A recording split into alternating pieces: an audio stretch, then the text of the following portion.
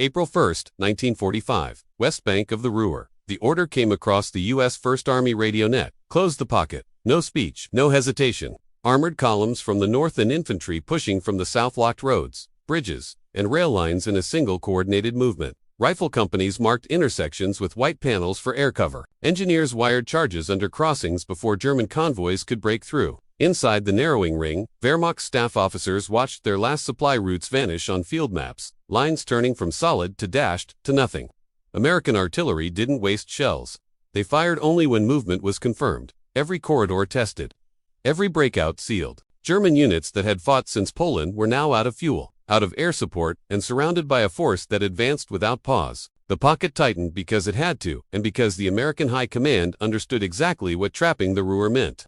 Cutting off the industrial heart of Germany and removing hundreds of thousands of enemy troops from the war without needing to storm every position. The Ruhr Basin stretched from Duisburg to Dortmund, a dense sprawl of factories, coal mines, steelworks, and rail junctions, terrain that favored defense if the Germans could coordinate it. But coordination required fuel, radio networks, and reserves, and the U.S. advance had already fractured all three. General Courtney Hodges' First Army pressed from the south while General William Simpson's Ninth Army drove from the north, advancing on parallel axes with deliberate spacing to avoid overlapping artillery sectors. Each division moved with mapped supply corridors, truck columns leapfrogging forward fuel points every 12 hours. Engineers cleared mines with Bangalore torpedoes, and bulldozers widened cratered roads where German retreating units tried to slow pursuit. Air reconnaissance flew low-level runs at dawn, photographing vehicle columns fleeing east, their positions marked and relayed to Corps' fire direction centers. The order of battle mattered. The U.S. 2nd Armored Division pushed on the northern hinge,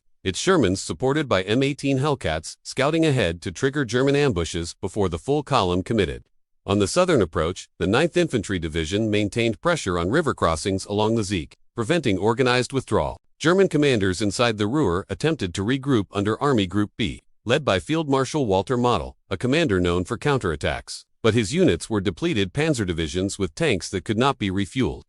Volksgrenadier regiments composed of older men and teenagers, and scattered Luftwaffe ground crews carrying rifles instead of tools. Their defensive plans shifted from holding lines to delaying collapse. American forward observers called in fire missions only when they could identify actual combat movement.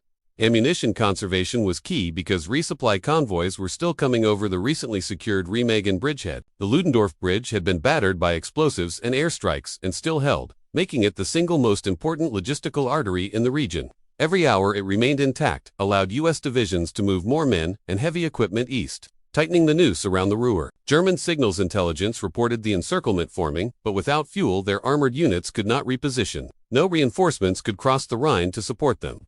That river line had already been breached. American patrols began encountering German units that were marching west, not to fight, but simply because they had nowhere else to go. Some carried white cloths, some did not. The difference changed nothing. The pocket closed on April 4th when the two American spearheads linked near Lippstadt, completing a double envelopment that turned the Ruhr into a sealed containment zone nearly 80 miles across. Inside were close to 350,000 German troops initially, plus laborers and administrative personnel. A population of nearly 500,000 facing exhaustion, starvation, and bombardment. U.S. command had no intention of conducting a street-by-street assault across the entire region. Instead, the plan was to tighten pressure systematically, advancing with infantry on foot supported by artillery and armor in coordinated pushes, seizing key towns, disarming local garrisons, and making surrender a rational choice rather than a point of pride. Field telephones relayed instructions to battalion commanders: move, secure, process prisoners, advance again. Every checkpoint became a decision point for German officers with no air support and no strategic escape route. Some tried to hold positions, hoping for orders that never came. Others understood what the sealed pocket meant. Yet there was still resistance in scattered towns, bridgeheads, and industrial compounds where officers ordered units to fight to the last round as a gesture of loyalty to Berlin. Those would have to be cleared. American divisions redistributed mortar platoons and anti-tank guns to forward companies to maintain constant pressure without overextending. The objective was not dramatic advance. It was controlled constriction. The Ruhr was no longer a battlefield. It was a tightening cage, and the moment had arrived for the Americans to begin the systematic reduction of the pocket one town, one road, one surrender at a time. They began with the roads. The First Army's infantry regiments moved in column, company by company, advancing along primary and secondary routes that led into the towns and industrial belts inside the pocket. Platoon leaders carried folded aerial reconnaissance photos in map cases, marked with grease pencil, choke points, expected barricades, likely retreat paths. Every movement was deliberate. The Germans inside still had rifles, machine guns, and in some areas well-sited defensive positions. No one assumed surrender would be universal. Battalion commanders directed movements by radio and runner, maintaining spacing so a single ambush could not halt an entire advance. Armored support stayed half a mile behind the lead infantry, close enough to respond, far enough not to be caught in a canalized kill zone. Engineers checked bridges before tanks rolled forward, probing for demolition charges or pressure-triggered mines left by retreating German formations. Nothing was rushed. The objective was steady compression. In towns like Iserlohn and Hagen, initial contact came through sound long before visual. German rifle fire would crack from upper stories or from behind factory brickwork. Not sustained volleys, just single shots designed to probe. American reaction. U.S. squads responded by pulling into cover and radioing coordinates to company mortars. Sometimes the return fire was enough to silence the threat. Sometimes it revealed a larger pocket of defenders, requiring artillery. The Americans didn't storm blindly. They recorded fire arcs, waited for smoke to settle, listened for movement. When defenders realized that no immediate assault followed, some became unsure whether to stay or retreat. That hesitation spread. German commanders inside the Ruhr received conflicting orders: hold, withdraw, consolidate, break out, but none had the fuel or communications to execute any of them cleanly. Each American advance forced decisions. White flags appeared sporadically, tied to window frames or rifle barrels. Surrender came not from speeches or warnings, but from the visible collapse of any path to meaningful resistance. Prisoners were disarmed, searched, processed, and moved to the rear by military police units organized specifically for the task. The numbers increased daily, sometimes in dozens, sometimes in hundreds. Temporary holding fields were marked with tinted Red Cross stations and fenced by rope or wire. Trucks arrived steadily to move prisoners further west, clearing space for the next wave. The operation became mechanical, almost routine in its structure, but never fully predictable. Allied commanders understood that desperation could still trigger counterattacks, ambushes, or holdouts that refused to yield. The pressure tightened further when American units secured the major coal rail lines. German locomotives sat dead on the tracks, boilers cold, no coal to restart them. This detail mattered because it signaled a complete halt to internal logistics. Without coal, factories ceased. Without factories, ammunition dwindled. Without ammunition, organized combat was impossible. Word of these realities passed through German ranks faster than any order. Soldiers began asking their officers what purpose holding out served. Some officers insisted that relief would come from the east or south, that new defensive lines were forming. But rumors of Allied advances deeper into Germany undermined those assurances. The Ruhr was now isolated physically and psychologically. As American forces moved closer to the urban core, terrain shifted. Dense industrial complexes, coal yards, blast furnaces, and worker housing blocks offered defensive depth. Streets narrowed, sightlines shortened. This was terrain where defenders could fight from cover indefinitely if they had ammunition and morale. But reconnaissance continued overhead, marking every choke point, every fortified position, every cluster of vehicles parked beside warehouses. Forward observers moved to rooftops under cover of darkness to correct artillery ranges. Command posts updated their maps every few hours. Maintaining clarity on American progress and potential German fallback points, Colonel Robert M. Hardin, commanding an infantry regiment in the sector nearest Essen, adjusted his advance as resistance solidified. He dispersed heavy machine gun sections to cover advancing rifle companies and kept his anti-tank guns on high ground to prevent surprise armored counterattacks. His radio operators maintained open channels with adjacent regiments to prevent gaps forming between advancing lines. This ensured German units could not infiltrate behind them. He requested aerial support only when necessary, understanding that conserving ammunition and manpower mattered more than speed. Inside Essen, German officers held meetings in bomb-shaken administrative buildings. Their maps still showed unit designations, but many of those units had fragmented or ceased to exist as fighting formations. Food rations were shrinking, hospitals were full. Some commanders argued for surrender. Others believed they could bargain for better terms by holding longer. That internal debate slowed their decisions, and delay cost them the only leverage they once held: the ability to maneuver. Meanwhile, American lines continued to move. Each town secured allowed artillery to be repositioned, bringing more of the pocket under direct fire control. Air sorties targeted roads that could still support vehicle movement. Even small columns, attempting to relocate, came under observation within minutes. Scouts moved ahead of infantry to determine where German defenses remained strong. Sometimes, they encountered barricades manned by officers determined to fight on. But even these engagements were measured. Americans did not rush. They called in fire, waited for results, then advanced. Prisoner counts increased dramatically. Companies reported processing entire battalions at a time. Some German officers marched their men to American lines in formation, weapons slung, faces expressionless. Others slipped away alone, looking for someone who would accept surrender quietly. The scale of capitulation created a logistical strain. Food, water, shelter, and transport had to be allocated carefully, yet the system held, extending like a pipeline from the front lines back to the Rhine. Model, commanding what was left of German Army Group B, recognized the reality. He moved between command posts, meeting subordinate officers, attempting to coordinate a final defense. But every movement required traveling through territory now under observation, sometimes under fire. His presence could not restore fuel, ammunition, or morale. The Americans had already accomplished what mattered. They had removed options. By mid-April, one final cluster of industrial towns remained heavily defended. Hardin received new orders: advance and take control of the last corridor leading east. He gathered his officers, unfolded a map on the hood of a jeep, and traced the route. The objective was clear. The resistance that remained would either break here or fight to exhaustion. They moved before dawn, formations tightening, radios checked, bayonets fixed, where close-quarter combat was expected. No speeches, no declarations, just steps forward, measured and inevitable. The first sustained engagement began at the edge of the factory district. Where the road narrowed between brick-loading warehouses and the shattered frames of conveyor gantries, and the Germans opened fire with concentrated machine guns from upper windows before the Americans had even fully deployed. Hardin's lead company dropped instantly behind scattered rail ties and the rusted hulks of coal carts, returning bursts toward muzzle flashes, while platoon sergeants shouted for smoke and forward observation. Rounds chipped brick and sparked against metal. The air filled with concrete dust and the smell of oiled gun parts heating under sustained fire. A Browning team forced its tripod into position behind a collapsed transport crate. The assistant gunner feeding the belt while the gunner swept short, controlled arcs, trying to pin the firing lines long enough for rifle squads to maneuver. But the German positions were layered: sandbags and window frames, firing holes and reinforced doors, overlapping arcs that forced the Americans to stay low. Hardin recognized the pattern defense plan for delay, not decisive stand, and ordered mortar forward. Radio operators relayed grid coordinates to the heavy weapons platoon, still rounding the intersection.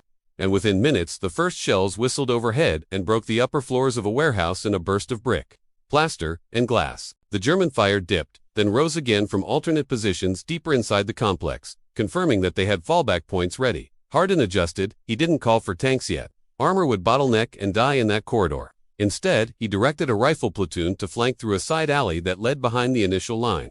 Knowing it would be slow, close, and uncertain, the men stacked against the alley wall, boots crunching glass, moving step by step past blown-out offices and conveyor tunnels, carbines raised, expecting ambush at every turn. A German submachine gun burst cut through the front scout's shoulder and dropped him, but the second man rolled into a recessed loading alcove and fired controlled shots at the muzzle flash, silencing it. They kept moving. The air inside the industrial maze was thick, warm with the residue of old coal, dust, and oil, and sound bounced unpredictably off metal sheet walls, making direction hard to judge. The platoon reached a stairwell leading upward. The lieutenant gestured, and two fire teams ascended, clearing each level with short, practiced motions. Kick hinge, sweep left, sweep right, confirm, advance. Meanwhile, the frontal element pressed forward under mortar smoke that spread unevenly, drifting with the wind and exposing movement at unpredictable moments. German riflemen took advantage, firing only when silhouettes formed against the haze. American medics crawled to the wounded, dragging them behind pallets and railings. Working fast under fire, hands slick with blood and dust, bandages sticking, Hardin stepped forward to check lines himself, kneeling beside a squad pinned against a loading dock, evaluating fields of fire, noting where the German stopgaps were weakest. He radioed for armor now not to punch through, but to bring their coaxial and hull guns into play from standoff distance. Shermans rolled up slowly, presenting only their turrets around the corner of a reinforced storehouse, engines rumbling at idle. The tank commanders scanned through optics. One blown-out window flickered with movement. The Sherman's 30 opened first, then the 50, ripping into brick and beam, sending debris cascading inside and silencing that point. Above, the flanking platoon reached a catwalk that overlooked the primary German line. The lieutenant signaled, and grenades arced down into firing nests below, detonating with sharp concussions. German soldiers scattered, some dropping weapons, others regrouping toward deeper positions. The Americans used a disruption and surged forward in coordinated bursts, bounding from cover to cover, rifles firing tight, controlled shots. A German machine gun pivoted to respond, but before it could sweep the catwalk, the Browning team from below caught its crew in a crossfire, cutting them down. The front line collapsed in seconds. A whistle blew, likely a German officer signaling retreat. Defenders withdrew further into the inner factory structures, slamming reinforced doors to buy moments of space. There was no pause. Hardin ordered engineers up to breach the doors while mortars repositioned. As the engineers set charges, Germans inside fired through pre-drilled slits, one round grazing an engineer's helmet and sending him backward. Another man dragged him clear while the charge was placed. Fuse lit, all hands pulled to cover. The blast blew the door inward, and riflemen flooded through under covering fire, entering into close-quarter rooms filled with thick machinery columns that created near-labyrinth fighting conditions. Here firing lines collapsed to feet rather than yards. Carbines barked, bayonets flashed. No shouted commands carried through the confined roar of metal and gunfire echo. The Americans advanced by instinct, training, and sheer momentum. In one chamber, a German officer tried to rally a pocket of defenders, pointing to firing slits and staging a last-stand defense. But his men hesitated when they heard, unmistakably, the armored rumble outside and the sustained machine gun cover from above. They were cut off. Their second line was already breached. Communication to any relief force was gone. One soldier dropped his rifle first. Another followed. The officer's jaw clenched, but he lowered his pistol, shoulders slumping. A white cloth torn from a bandage kit was raised. Not all sectors yielded at once. Further inside the factory complex, other German elements continued resistance. Unaware or unwilling to believe that the perimeter had already crumbled, Hardin received fragmented reports, scattered firefights, pockets of surrender. Ammunition levels dropping, medics stretched thin. Yet one message repeated across multiple channels. More German formations were moving toward surrender lines in organized groups. The battle here was not decisive by firepower but by realization. They were surrounded, isolated, their last defensive corridor collapsing. And then a runner reached Hardin with word from reconnaissance. Entire battalions were assembling with white flags beyond the rail depot. The engagement was not finished, but the meaning had shifted. The turning point had come. Hardin moved toward the rail depot with 2 rifle platoons and a Sherman in support. Boots hitting the cinder-covered platform, smoke still drifting from burning warehouse timber behind him. The runner hadn't exaggerated. Across the open freight yard, German soldiers were gathering in organized blocks, rifles slung or laid on the ground in front of them. Helmets held under arms, officers standing stiffly among their men, as if unsure whether to salute, speak, or simply wait. The scale of it struck first. Not a platoon, not a company, hundreds. Then more shapes appearing between rail cars and loading sheds, marching in slow columns from the tree line and the roads beyond. Some limped, some carried stretchers, but none raised a weapon. Hardin signaled his platoon leaders by hand. Palms, low, steady. Hold formation, maintain spacing, no sudden moves. The Sherman's turret tracked upward rather than forward, barrel lifted to show readiness without threat. The Americans spread in a loose semicircle, not surrounding but containing, careful not to look over or unsure. Hardin stepped out alone, carbine slung, helmet chinstrap unbuckled, walking toward the foremost German officer, a colonel by insignia, his uniform dusty but intact. The colonel's jaw worked once, as if swallowing words he hadn't chosen, and he held out a folded field map with both hands, the gesture formal, practiced, resigned. Hardin didn't take it immediately. He let the silence set, the distance measured, the tension settle into something recognizable. When he accepted the map, the colonel exhaled not relief, not defeat, something quieter, like a man giving up a burden too heavy to justify carrying further. Behind them, more Germans continued arriving. Trucks without fuel pushed by crews, horses pulling limbers, stripped of guns, soldiers with no ammunition, pouches left. The realization spread through the American ranks. This was not simply one local capitulation. This was collapse, systemic, total. Yet the danger remained. One desperate officer, one panicked shot, one misread gesture could turn an entire valley into a killing ground. Hardin instructed his radio man to relay coded confirmation. Surrender in progress, mass scale, request standing orders. Higher command acknowledged, but gave no new directive yet. The situation was too large, too fast, too unprecedented. While waiting, Hardin and the colonel walked the line of prisoners forming along the depot access road. Neither spoke until the colonel paused at a wrecked signal tower and looked toward the smoke of the interior factory district. His voice, when it came, was low and controlled. "We have no supply, no fuel, no air. Berlin does not answer." Hardin's reply was equally simple. "Then tell the rest." The colonel nodded, shoulders straightening, as if preparing for his final duty. He moved to a truck bed that had been turned into an impromptu platform, climbed up, and addressed his officers in clipped, precise phrases that carried over the yard, amplified by stillness rather than volume. There was no speech of loyalty, no invocation of cause, only a single directive to preserve the lives of those still breathing. Some officers bristled, hands tightening on belts and sidearms, but the colonel's presence held. Slowly, reluctantly, they nodded. Hardin saw something change in his own men as well. The adrenaline that had driven them through alleyways and breach points began to fade, replaced not by triumph but by a wary, stunned quiet. The enemy they had fought room to him less than an hour prior was now walking toward them unarmed. Some Americans looked away. Some watched closely, rifles low but ready. None spoke. The air felt suspended, like sound itself had paused to see if the moment would hold. The radio cracked again, confirmation from division. Accept surrender. Disarm in stages, process by battalion, maintain order by presence, not force. Hardin relayed assignments. Weapons collection points at the south gate. Medical triage under the coal sorters. Prisoner escort stations marked by white engineer tape. The Americans moved with steady, practiced efficiency, but even then, the sheer number of surrendering troops overwhelmed every expectation. What had begun as hundreds became thousands by the hour. Columns from neighboring towns.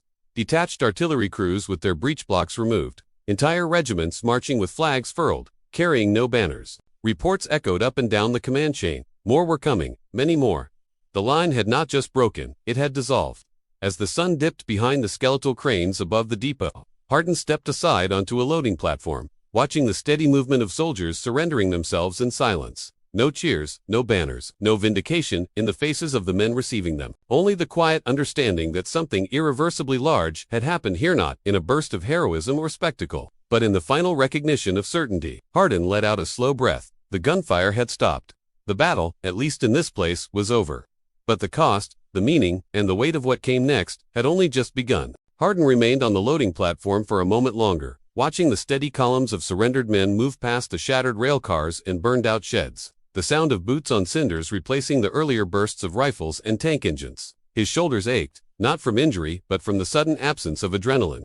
The body recognizing the end before the mind did. The air hung heavy with coal dust and cordite, yet it was quiet in a way battlefields rarely allowed. A medic team moved through the yard, checking the wounded on both sides, marking those who needed stretchers, those who could walk, and those for whom help would come too late. A group of American engineers began cutting lengths of wire to form temporary holding lanes. The perimeter had to be defined before darkness, because night meant confusion, and confusion could still mean violence. Hardin walked among his men, stopping at each platoon, noting the tremor in a rifleman's hand, the distant stare in a machine gunner's eyes, the slow, careful breaths of a corporal who had not spoken since the last burst of fire in the depot corridor. No one asked what came next, they simply followed instructions as if movement itself prevented their thoughts from catching up. The German colonel sat on a crate under a damaged canopy, his cap folded beside him, hands clasped as though holding something that was no longer there. Hardin gave him water, the exchange wordless, the gesture unremarkable except for the way the colonel drank measured, deliberate, as if rationing dignity. Reports filtered in over the radio. More German formations moving south, more small towns with white sheets hanging from upper windows, more units requesting the same terms. Division ordered Hardin's regiment to establish a processing corridor that could handle thousands per day. The scale felt unreal, but the work was familiar. Keep weapons separate, keep officers accounted for, maintain order without provocation. Trucks rolled in from the rear with temporary fencing, rations, and field clerks. The sun dipped lower, throwing the yard into long shadows. Men who had sprinted under fire hours earlier now walked slowly, as if unsure the ground itself would hold. Hardin paused near the Sherman as its crew performed a silent post-operation check, hands tracing armor plates and track links for cracks or spalling. There were none. The tank had done its work and survived, but the gunner's face was blank, drained of every expression but endurance. The smell of burned oil still clung to the engine housing. A distant rumble of more vehicles approached from the West American convoys, not German, reinforcements, relief, and the simple confirmation that this moment was recognized beyond the yard. Hardin exhaled, realizing how long he had been holding his breath without knowing it. Evening settled and lamps were strewn across the yard, their yellow glow falling on orderly lines of prisoners now sitting in quiet rows, heads lowered, waiting for whatever came next. The battle was over. The surrender was real. But Hardin felt the weight of it in the slow, measured beats of his pulse, the knowledge that wars did not end when the firing stopped, only changed shape. He stepped away from the platform, letting the silence fill the space left by combat. The transition was not peace. It was simply the first moment in which peace could be considered. The reflection would come later. Now, there was only the stillness. Hardin lay awake long after the yard had gone quiet, the dim lantern light tracing the rafters above him. His body was still, but his mind replayed movements with the same precision as before. The exact angle of his hand when signaling advanced the weight shift of his boots before stepping into the open, the split-second instinct to fire or hold. None of it arrived with fear now, only a kind of hollow clarity. His muscles twitched occasionally, the body remembering intensity even when the danger had passed. He noticed it in the men as well. They spoke softly, if at all. They cleaned weapons that would not be fired again that night, hands moving as habit, something to do while their thoughts found places to settle. Some stared at the prisoners in long rows and seemed to look through them, not at them. Surrender was supposed to ease tension, but the absence of resistance had its own weight. The German colonel's face lingered in Hardin's mind, the calm acceptance, the silent calculation of an officer who knew when a war was no longer a war but an end. Hardin wondered if that clarity came from experience or resignation. He had seen men break, rage, or deny. He had rarely seen stillness. When he closed his eyes, he did not see death or noise. He saw the moment the firing stopped. The silence had been louder. He realized how much of the war had been defined by much advance return, fire, reposition, brace, act, and now, in the stillness, there was nothing to act against. His thoughts moved toward questions he had no immediate use for. What it meant to be the one still holding a weapon when another laid his down. How authority shifted when survival no longer dictated terms. How a soldier justified continuing when the enemy had chosen to stop. He did not feel victory. He did not feel relief. He felt a narrowing, as if the conflict had moved inward, leaving no clear front line. He sat up slowly, elbows on knees, breath steady. The war would continue. Orders would follow. But something irreversibly human had occurred in the exchange of surrender, something no map or radio log could record. There were moments in war where the outcome was measured in ground, numbers, or positions. Then there were moments where the outcome was measured in what a person would carry long after the weapons were set aside. Hardin didn't speak about what he felt. Most of them wouldn't, but the meaning of what happened would linger long after the rifles were stacked and the prisoners moved east. Moments like these reshape how we understand war, not just through strategy or numbers, but through the weight of choices at the edge of exhaustion. If this story made you reconsider what surrender means, what leadership demands, or what endurance looks like when the world is breaking apart, stay with us. There are more stories like this, moments where history turned, not with speeches, but with steady hands and quiet decisions. Like, share, and subscribe if you want to follow the next chapter in the war, and tell us what part hit you hardest. Your perspective keeps these stories alive, and there are many more men whose decisions still echo today.